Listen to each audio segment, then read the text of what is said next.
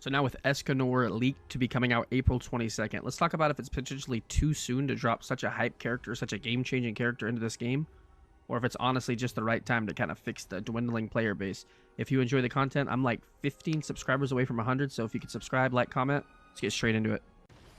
So yeah, as you can see, Escanor arrives April 22nd in 7 of the Sin's Origins. If this leak is to be believed, if it obviously comes true, then, you know, they've dropped Escanor as the second character basically to come out in this game. Is it too soon? I'm going to say yes. Obviously, this is a character you would think that you would save for like a 1-year anniversary. Maybe if they do like a half-year anniversary, or if they do some random, you know, big celebration that they make up. A lot of these games will just make up random celebrations that'll be like quote-unquote big for the game. But you would think he would be like a headlining anniversary type unit, like a 1-year. And obviously maybe you don't want to wait that long. But let me show you some reasons as to why I think they're going ahead and dropping him right now. So right here you have the Steam charts, and this is pulled from today. They had an all-time peak of 65,000, so that's the numbers when the game first dropped. That's how many people were on it. Active right now is 10,000 people. 24-hour peak is 20,000. So they've dropped 45,000 people in their peak.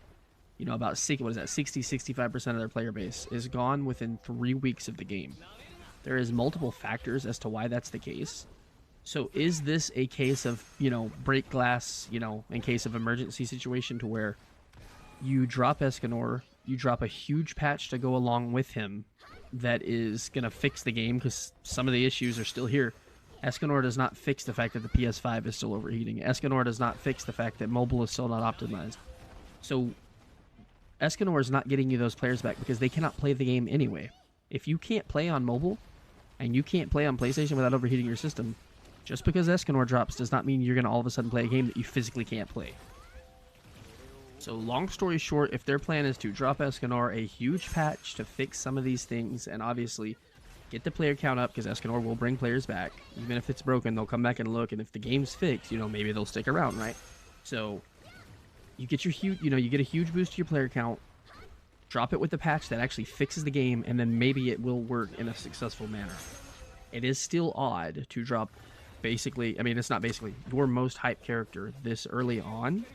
Usually, you, like I said, you would slow roll it, and he might be the 1-year anniversary, or maybe, you know, like a half-year anniversary, but this can work.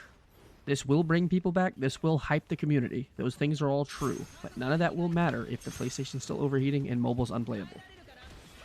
So hopefully they address that first, put that patch out with Escanor, and maybe you have a chance to hit your all-time peak, revive the game a little bit, and then you can hopefully use that momentum to roll, you know, move it forward instead of right now we're just kind of moving backwards.